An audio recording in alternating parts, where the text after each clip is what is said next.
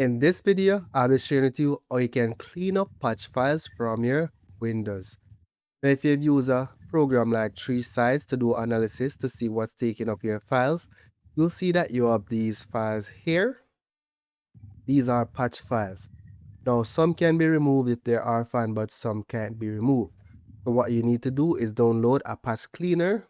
I'm using a simple one here, patch cleaner that version 1.4.2, and I went ahead and run the patch cleaner and it did the analysis. And if I select details here, it will show the patches that are still being used.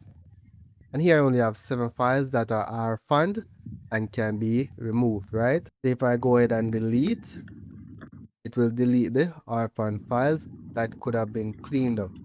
And that's basically it in a nutshell. Not a lot in this case because I would have run the patch cleaner previously to free up some space, right? And that's basically it. Don't forget to leave a like or comment on this video.